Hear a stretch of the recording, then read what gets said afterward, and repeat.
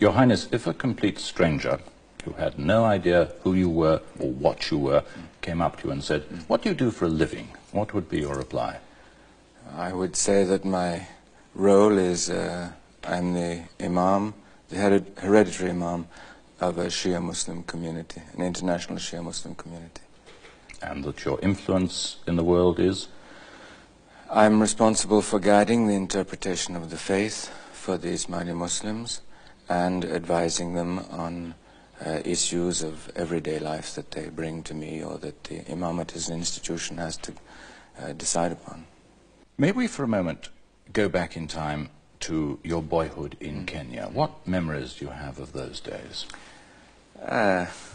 Well, I was, of course, very young, and it was during the war. But I remember the beauty of Kenya as a country.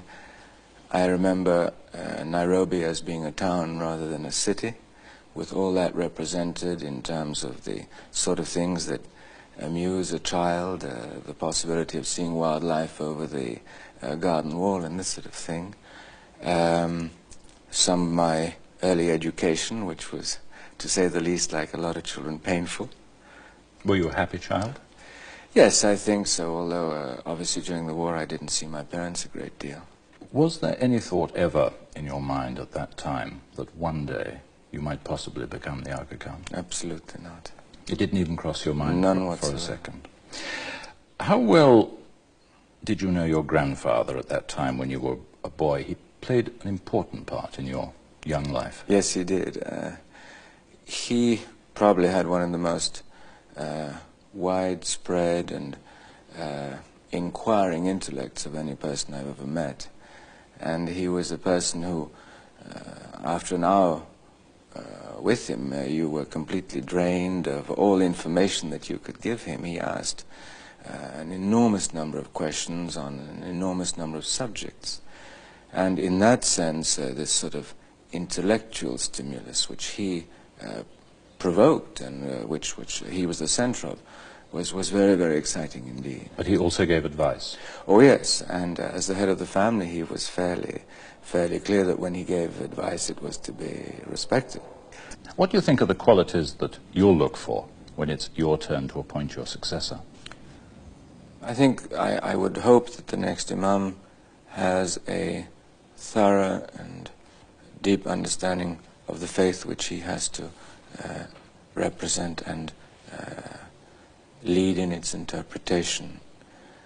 I think he must have a good understanding of the issues which the Ismaili community and the countries in which they live will have to be addressed, and that is essentially the countries of Asia and Africa. He will have to have a good understanding of the forces that are at play and that are likely to be at play. And therefore he's going to have to be, I think, well equipped to deal with a leadership office. The next imam cannot be appointed during your lifetime. He is appointed during my lifetime in the sense that I'm the person who knows who the next imam would be. But only he only me. But he becomes imam when I die.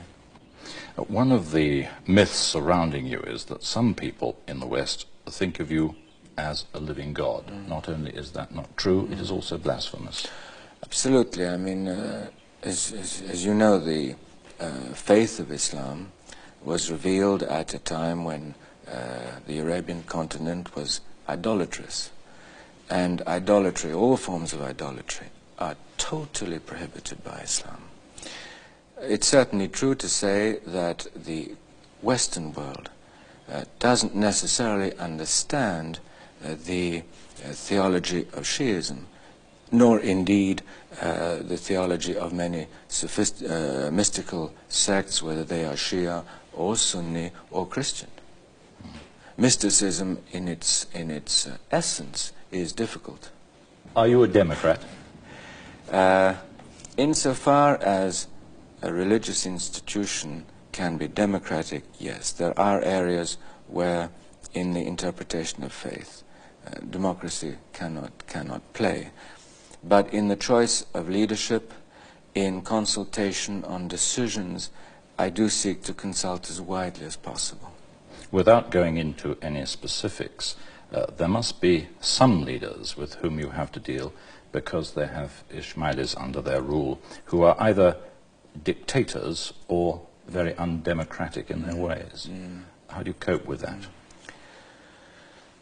I think there again, because I have a community in those countries, perhaps my perception of the lack of democracy is more acute than it would be in the industrialized world.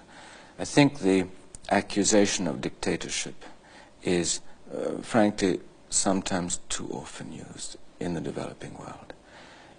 I think it's wrong to assume that leaders in the developing world are all greedy, unprincipled, faithless people. I think a lot of them are knowledgeable. They evaluate the risks that they have to deal with.